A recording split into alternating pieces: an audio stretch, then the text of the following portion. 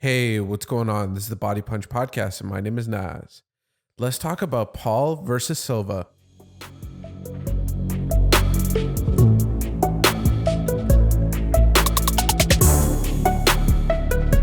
In Arizona, Jake Paul, I believe, shocked the world by defeating the greatest striker of all time in the UFC, Anderson the Spider Silva.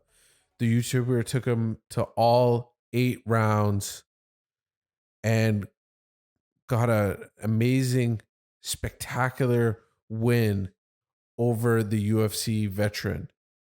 Anderson Silva, like I said, regarded as one of the greatest strikers in the UFC all time, one of the best. And Jake Paul, with only 2 years of boxing experience, took out the legend. What a win for Jake Paul, and what a way to start off or to end off that card in Arizona. Some of the major fights that I wanted to talk about during the short main event pay-per-view portion of this boxing card was Avila versus Dr. Mike, Uriah Hall versus Bell, and then Paul versus Silva. We'll talk about that one later on in the podcast. But what a great time for MMA fighters. Boxing on this card, unfortunately for Anderson Silva, he wasn't able to keep the streak alive. But Chris Avila taking out Dr. Mike, I mean, that one was almost, it was a slaughtering almost. The smaller fighter was able to take out Dr. Mike, who you could see just based on what we were watching, was not ready for the moment, was not ready for the veteran, the UFC veteran, the Bellator fighter, and now pro boxer, Chris Avila, the smaller fighter who fought at 145 pounds. Now I think he wants to fight at 165, around that weight, but taking on the Dr. Mike, who, major YouTuber, and it just handled him inside of the ring. You could see that he was going in with those really close shots and, throwing those looping shots. Chris Avila was throughout the fight. And near the end was really trying to take out Dr. Mike, and he wasn't trying to make it a decision win. He was really trying to take out his opponent and get an emphatic win. Unfortunately, he was not able to knock out Dr. Mike, which is a moral victory for the doctor. But Chris Avila did make a showing for himself, and at the end of it, made the call outs, shouted out his team, the Nick Diaz army, and got the W. I mean, it was a good win for him. Many people, including myself, really thought, how would the doctor be able to go against a UFC MMA veteran like Chris Avila, and someone that's been doing this and started boxing at a young age.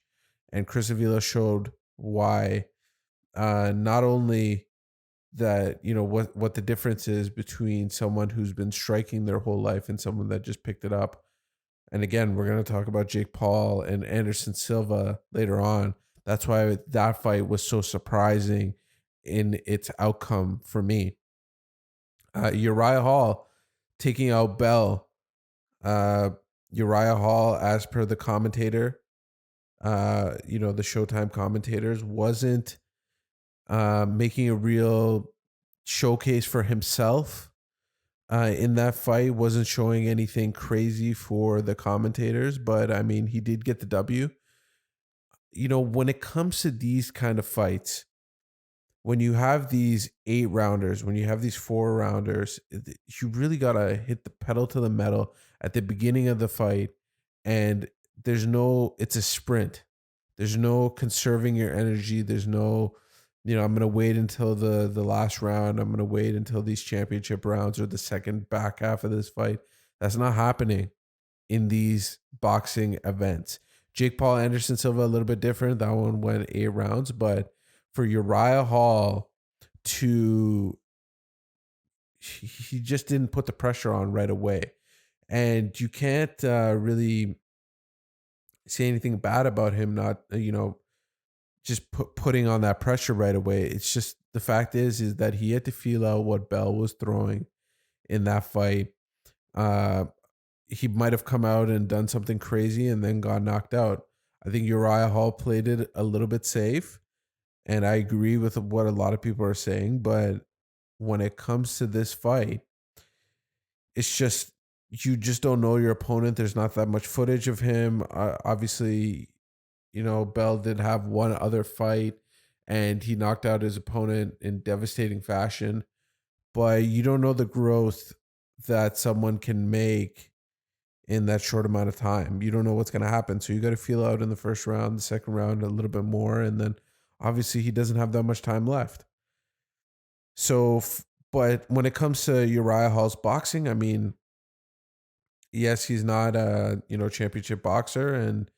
And you could tell that he was not as comfortable as when he's kickboxing or when he's in MMA. But going after Bell, uh, putting Bell on the back foot, and Uriah Hall was stalking him throughout the fight and walking him down and plotting him down. He wasn't really wasn't light on his feet or anything like that. The commentators were talking about it, but plotting down, really stepping on Bell and taking the fight to him, and he did what he needed to do. Now, Paul versus Silva, what a win for Jake Paul. Like I said, against the veteran, the UFC striking GOAT, the GOAT in many people's eyes in MMA.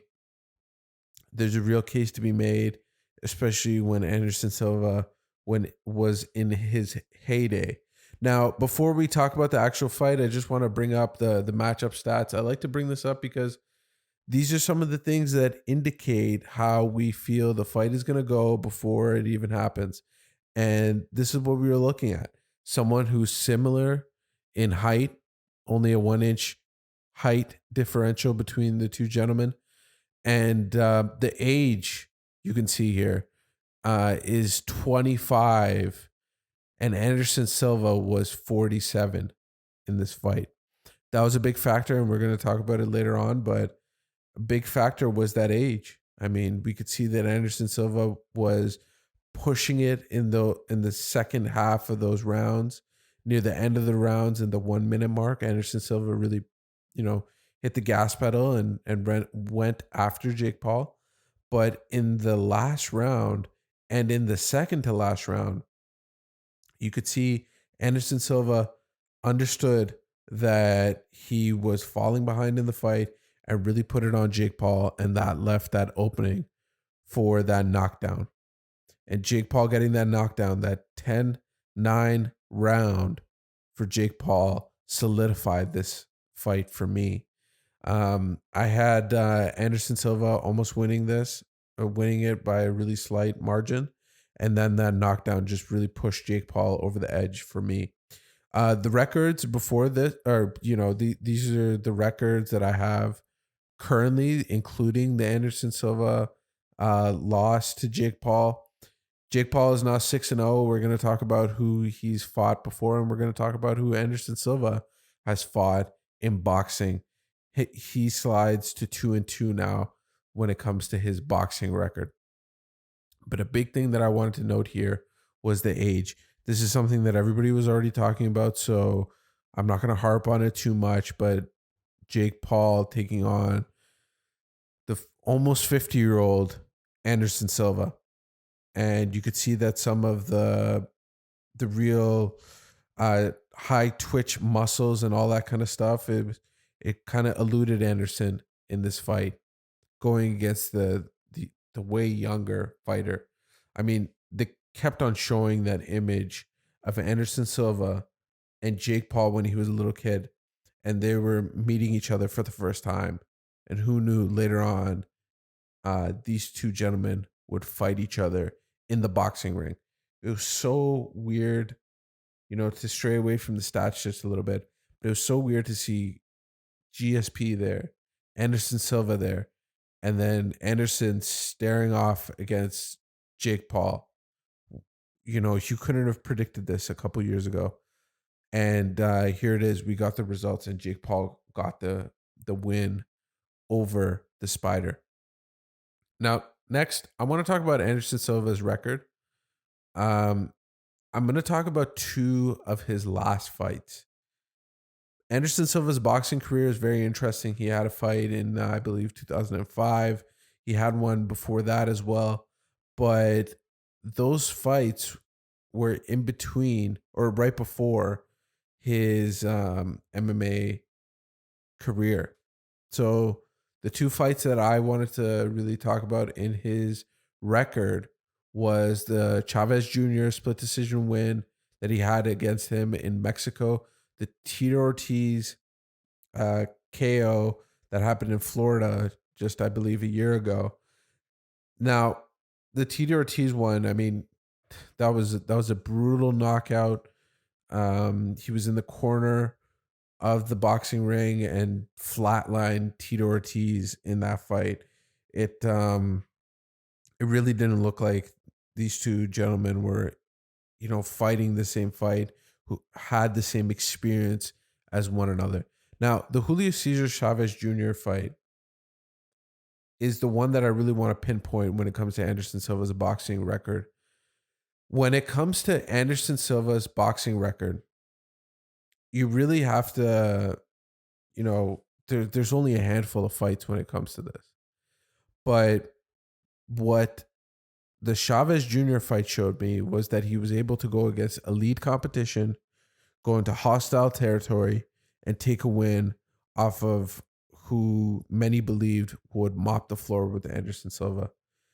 And in that fight, Anderson Silva was able to take it to Chavez Jr., who was a belt holder, fought Canelo Alvarez, and it was able to outpoint him and get this split decision win. This was a big factor for me when thinking about this fight before it happened. The reason I'm showing this again, and the reason I want to talk about this again, is the fact that this is the mindset that a lot of people went into. They thought that Anderson already took out a top boxer. Right now, Chavez Jr. is not what he was. Many people believe that Chavez Jr. was never what we thought he was, if that makes sense. He was never the fighter that his father was, obviously, but for Anderson Silva to do that against someone who's been under the bright lights was a big factor for many people. So now I'm going to talk about Jake Paul's record. Interesting one that we have here. I pulled out 4 of his fights. He's had the fight against the other YouTuber as well, but I'm going to start off with Nate Robinson. That KO win for Jake Paul was super impressive under the Mike Tyson under that fight. He's backing up and knocked out Nate Robinson. That showed you the first glimpse of Jake Paul's career.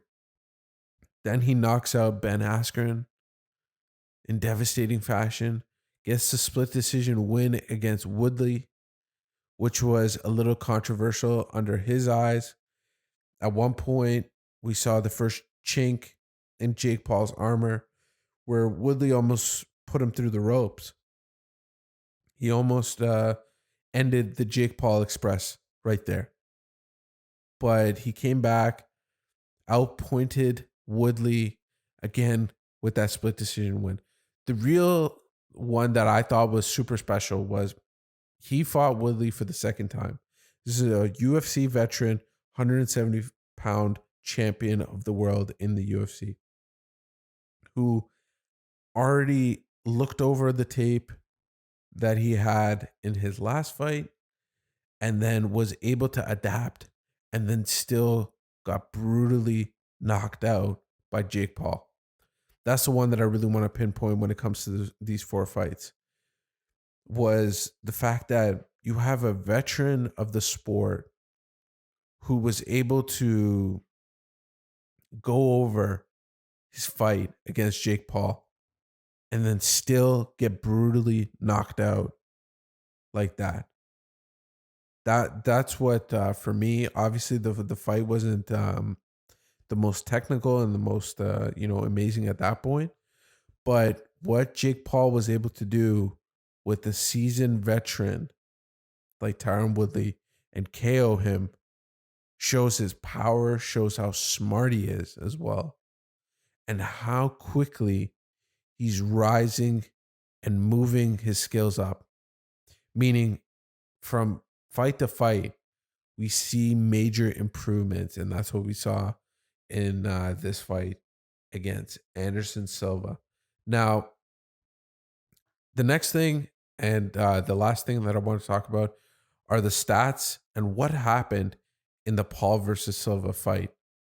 Now, you can see all of these numbers. We're going to talk about a bunch of these numbers, but the interesting thing is that, many commentators, myself included, was telling everybody that Anderson's going to have a slow start. Throwing 5 punches and landing 2, he's studying his opponent in Jake Paul.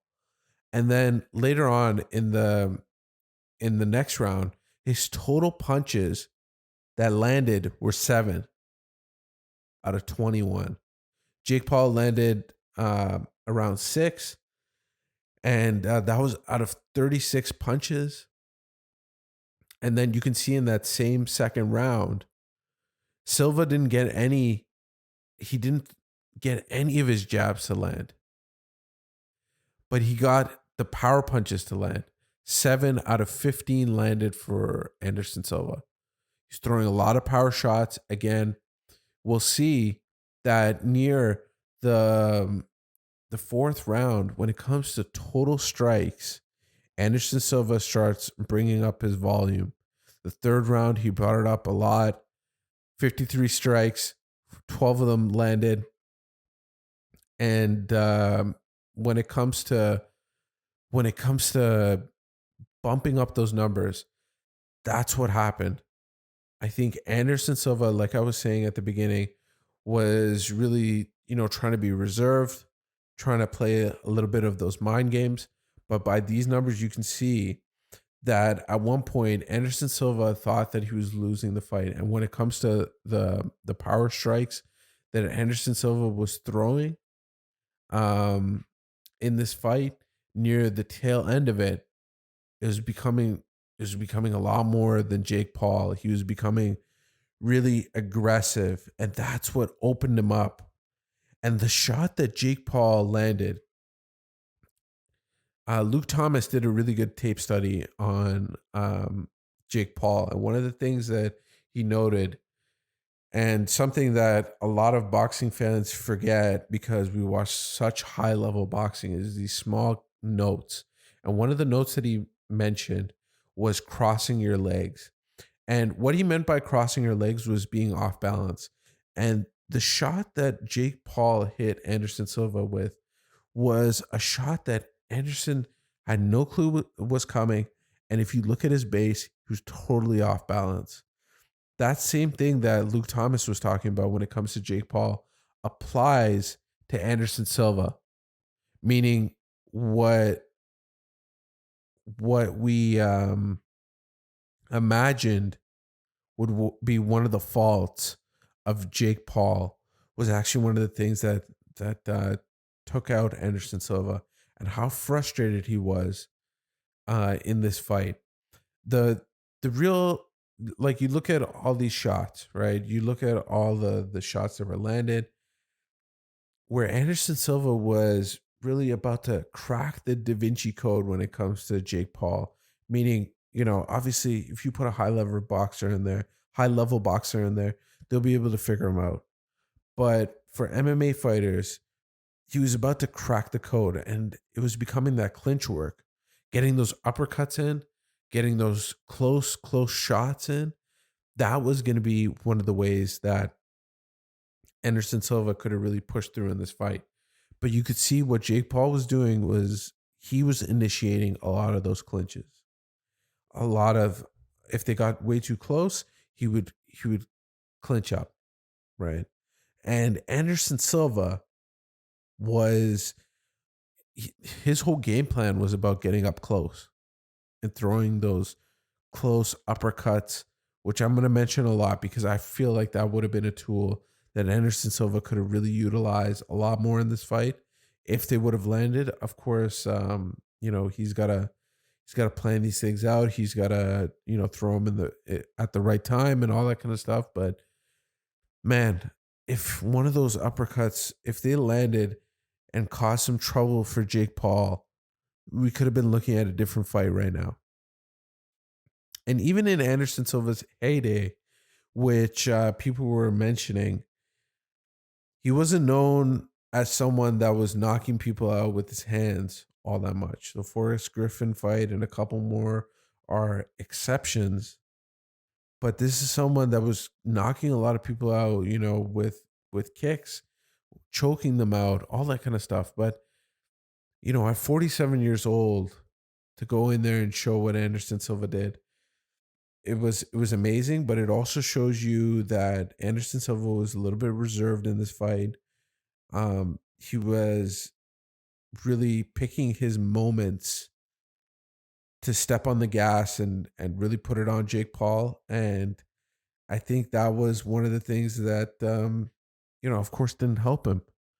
And for him to leave it, let himself be open like that and take that shot from Jake Paul. I mean, we could have been looking at a different fight. 100%. If one of those shots that Anderson Silva really, if it really affected Jake Paul, we would have been looking at a totally different fight. But what a streaks Jake Paul's in, winning 6 of those fights now. And this is, this is the biggest win of the young Jake Paul career. Anderson Silva is no joke, the greatest striker of all time when it comes to mixed martial arts. And this win, I mean, it's going to go down in his record that this is the point where it could have been a big make or break point for him.